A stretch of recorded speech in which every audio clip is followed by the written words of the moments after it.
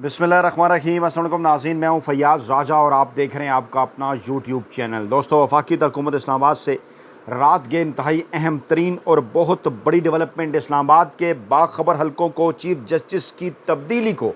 2 जर्नैलों का फैसला करार दिया जा रहा है और ज़राए का दावा है कि जल्द इंटरनेशनल कोर्ट ऑफ जस्टिस की जानिब से पाकिस्तानी अदालतों में मुदाखलत के हवाले से अहम तरीन सवालात उठाए जा रहे हैं। इस हवाले से पाकिस्तान तहरीक इंसाफ की बैरून मुल्क मौजूद क़यादत अहम तरीन किरदार अदा कर रही है। इमरान खान के हक़ में अचानक आने वाले अक़वाम मुत्तहिदा के वर्किंग ग्रुप के बड़े फैसले ने तमाम तर गेम तब्दील करके रख दी है। मामला है जनाब पाकिस्तान की 5 हाई कोर्ट्स का और सुप्रीम कोर्ट ऑफ पाकिस्तान का, और मामलात इस वक्त दाखिल हो गए हैं फाइनल राउंड के अंदर। इमरान खान का ताज़ा तरीन बयान, पाकिस्तानी कौम के नाम अडयाला जेल से पैगाम, और उसके बाद फिर पाकिस्तान तहरीक इंसाफ की क़यादत की जानिब से चीफ जस्टिस काजी फ़ैज़ ईसा साहब पर एतराज़ करना बहुत मानी खेज़ है। काफ़ी चीज़ें खोल कर पाकिस्तानी अवाम के सामने इमरान खान के इस पैगाम ने, इस बयान ने रख दी हैं। ख़ास तौर पर आपके सामने पाकिस्तान तहरीक इंसाफ का यह बयान रखेंगे जिससे इंटरनेशनल मीडिया भी रिपोर्ट कर रहा है, और फिर आपको बताएंगे कैसे फील्डिंग सेट की गई पाकिस्तानी इस्टेब्लिशमेंट की जानिब से और काजी फ़ैज़ ईसा साहब की जानिब से भी तमाम तर हाई कोर्ट्स के अंदर। लेकिन होता वही है जो रब की ज़ात चाहती है। मामला ये है, इलेक्शन 2024 के हवाले से पाकिस्तान तहरीक इंसाफ ने कहा कि चीफ जस्टिस का दरख्वास्त मुकर्रर ना करना धांधली छुपाने की बिलवास्ता कोशिश है। जी हाँ, पाकिस्तान तहरीक इंसाफ का कहना है कि चीफ जस्टिस पाकिस्तान की जानिब से इंतखाबात में मुबैना धांधली की तहकीकात से मुतल्लिक दरख्वास्त समाअत के लिए मुकर्रर न करना बिलवास्ता तौर पर धांधली छुपाने की अफसोसनाक कोशिश है। और तर्जमान पाकिस्तान तहरीक इंसाफ की जानिब से जारी एलामिये में चीफ जस्टिस ऑफ पाकिस्तान काजी फ़ैज़ ईसा से पतन की जानिब से जारी करदा तहकीकाती रिपोर्ट की रोशनी में इलेक्शन में मुबैना धांधली की दरख्वास्त को फौरी समाअत के लिए मुकर्रर करने का मुतालबा किया गया है। तर्जमान पाकिस्तान तहरीक इंसाफ का कहना है, और पतन की रिपोर्ट क्या है वो भी आपके सामने रखे हैं। पतन ने यह कहा है कि लाहौर से 20 हलके ऐसे हैं इंतखाबी हलके कि जिनके फॉर्म 45 कहकर इलेक्शन कमीशन की वेबसाइट पर अपलोड किए गए। फ़ाइल का नाम फॉर्म 45 है, लेकिन फ़ाइल को जब खोला जाए तो अंदर से फॉर्म 46 निकलते हैं, और ये पाकिस्तानी अवाम को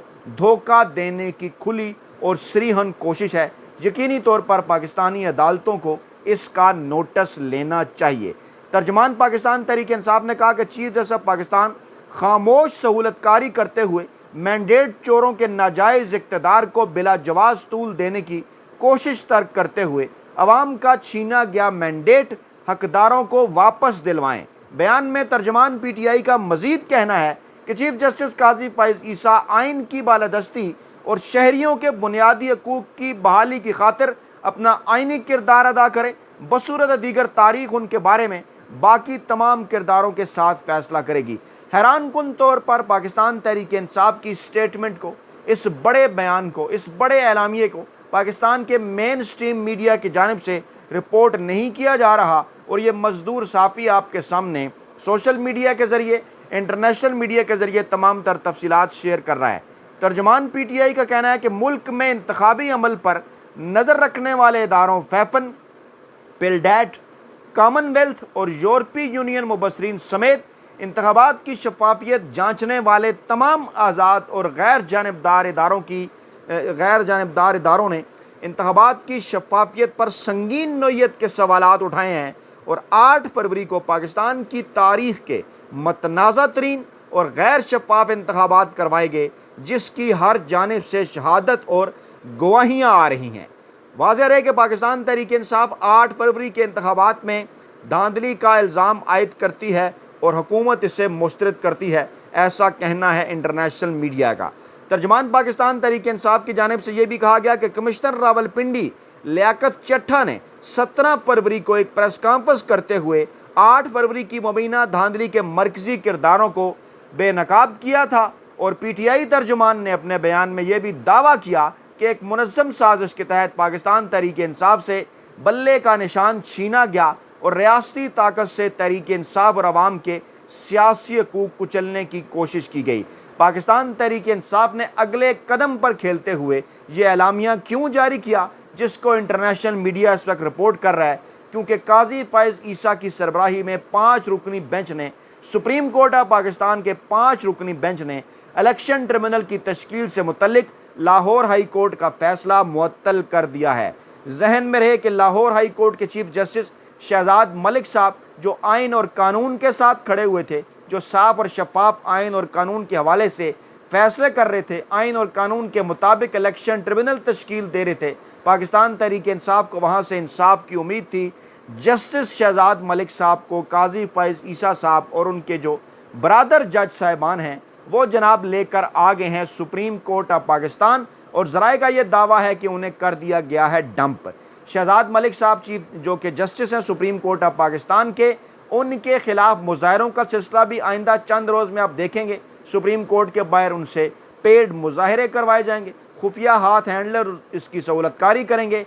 मामला है कि 2 साल पहले मुबैना तौर पर उनकी बेटी के गाड़ी के नीचे कुछ लोग कुचले गए, लेकिन सवाल यह है कि 2 साल तक ये मामला कैसे जनाब साइड लाइन रहा, अब अचानक कैसे ऊद कर आया। असल में शहजाद मलिक साहब को जानते बूझते हुए लाहौर हाई कोर्ट के चीफ जस्टिस से हटाकर सुप्रीम कोर्ट ऑफ पाकिस्तान बना दिया गया। वहाँ पर जस्टिस आलिया नीलम साहब की तैनाती कर दी गई। पेशावर हाई कोर्ट के दबंग चीफ जस्टिस जस्टिस इब्राहिम साहब रिटायर हो चुके, जिन्होंने चीफ जस्टिस काजी फ़ैज़ ईसा साहब को ख़त लिखा था कि आप पिक एंड चूज़ कर रहे हैं। सीनियरिटी की बुनियाद पर पेशावर हाई कोर्ट के चीफ जस्टिस को सुप्रीम कोर्ट ऑफ पाकिस्तान नहीं लाया गया। इस्लामाबाद हाई कोर्ट के चीफ जस्टिस आमिर फारूक साहब को भी सीनियरिटी की बुनियाद पर इसलिए सुप्रीम कोर्ट ऑफ पाकिस्तान नहीं लाया गया कि वहाँ पर उनके आ जाने से जस्टिस मोहसिन अख्तर कियानी सीनियर हो जाते, और जस्टिस मोहसिन अख्तर कियानी और उनके बरादर 6 जज साहिबान इस वक्त जिस तरह से आइन और कानून और इंसाफ के साथ डट कर खड़े हैं, उन्हीं 6 जज साहिबान में वो शामिल हैं जिन्होंने सुप्रीम कोर्ट ऑफ पाकिस्तान को, सुप्रीम जुडिशल कौंसिल को, सुप्रीम कोर्ट ऑफ पाकिस्तान के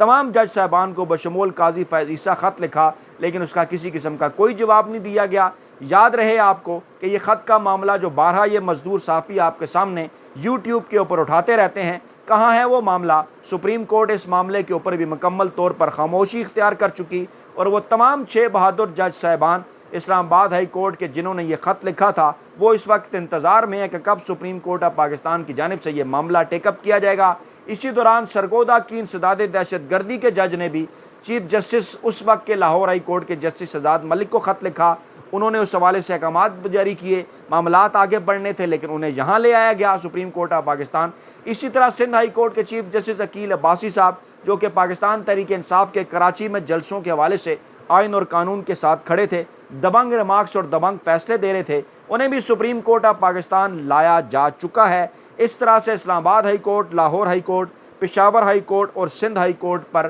काजी फ़ैज़ ईसा साहब और उनके साथ साथ माफिया हैंडलर्स और सहूलतकारों की जानिब से कब्ज़ा करने की कोशिशें बज़ाहिर कामयाब नज़र आ रही हैं। ज़राए का ये दावा है कि लाहौर हाई कोर्ट के चीफ जस्टिस की तब्दीली को 2 जर्नैलों का फ़ैसला कहा जाना चाहिए, और इस हवाले से लोग पाकिस्तानी इस्टेब्लिशमेंट और पाकिस्तान की खुफिया एजेंसी की जानिब इशारा कर रहे हैं। ज़राए का ये दावा है कि अगले स्टेप के तौर पर Pakistan Tehreek Insaf international court of justice जा रही है, क्योंकि उन्हें पाकिस्तानी अदालतों से इंसाफ की उम्मीद नहीं है, और आइंदा आने वाले दिनों में आलमी अदालत इंसाफ से आप उसी किस्म के फ़ैसले एक्सपेक्ट करेंगे जिस तरह से अक़वाम मुत्तहिदा के वर्किंग ग्रुप की रिपोर्ट सामने आई, जिस तरह से अमरीकी कांग्रेस के अरकान की करारदाद सामने आई, जिस तरह बरतानवी सफ़ीर ने दबंग अंदाज में पाकिस्तान के इंतखाबात को धांधली ज़दा करार दिया। हिफ्ज़े मातकद्दम के तौर पर इमरान खान के ऊपर गैर कानूनी तौर पर नित नए केसेस बनाए जाने के हवाले से तैयारियां जारी हैं। पंजाब की काबीना इस हवाले से बड़ी एक्टिव नज़र आ रही है। आज जो फैसला लाहौर हाई कोर्ट और इलेक्शन कमीशन के हवाले से सुप्रीम कोर्ट ऑफ पाकिस्तान से आया, वो ये बात वाज़ेह करता है कि काजी फ़ैज़ ईसा साहब और उनके बरादर जज साहबान जो हैं वो इलेक्शन ट्रिब्यूनल जो पंजाब के अंदर मामला है उसको चलने नहीं देना चाहते। दीवार पर लिखा हुआ नज़र आ रहा था, चाहे वो मरियम नवाज़ और महर शराफत अली का हल्का हो, चाहे वो दीगर हल्के हों, वाज़ेह तौर पर यह बात नज़र आ रही थी कि हल्के खुलेंगे, फार्म 45 सामने आएंगे, बिलाशुबा साबित होगा कि इन तमाम तर हल्कों से पाकिस्तान तहरीक इंसाफ ही जीती है। और इसी माहौल के अंदर फिर जनाब जब पतन की रिपोर्ट भी सामने आती है, जिसका इंकशाफ भी किया जाता है, वहाँ पर सरवर बारी साहब की जानिब से, वो भी हम आपके सामने रखते हैं। लेकिन पहले राबिया बाजवा, लाहौर बार कौंसिल की दबंग रुकन, उन्होंने कहा कि जिस किसी ने भी एक्सटेंशन की बात की तो हम इस्लामाबाद की जानिब रुख करेंगे। इस वक्त चीफ जस्टिस काजी फ़ायज़ ईसा साहब की एक्सटेंशन की बात की जा रही है। मखसूद नशस्तें अगर पाकिस्तान तहरीक इंसाफ के हवाले नहीं की जाती आइन और कानून के तहत, और अगर गैर आइनी और गैर कानूनी तौर पर यह नशस्तें दी जाती हैं नून लीग को, पीपल्स पार्टी को, JUI फेक और MKM को, जैसा कि इलेक्शन कमीशन ऑफ पाकिस्तान की जानिब से पहले ही दी जा चुकी हैं, तो ऐसी सूरत हाल के अंदर इस नाम नहाद चुनतखब हुकूमत, ये जो चुनतखब हुकूमत है, इसको 2/3 अक्सियत दिलवाई जाएगी और इस 2/3 अक्सियत की आड़ में आइन और कानून को रौंदा जाएगा। ज़राए का यह दावा है कि चीफ जस्टिस काजी फ़ायज़ ईसा साहब की एक्सटेंशन का प्रोग्राम है, लेकिन सुप्रीम कोर्ट ऑफ पाकिस्तान के ज़राए ये सवाल उठाते नज़र आते हैं कि मुस्तकबिल के chief justice Mansoor Ali Shah, justice Mansoor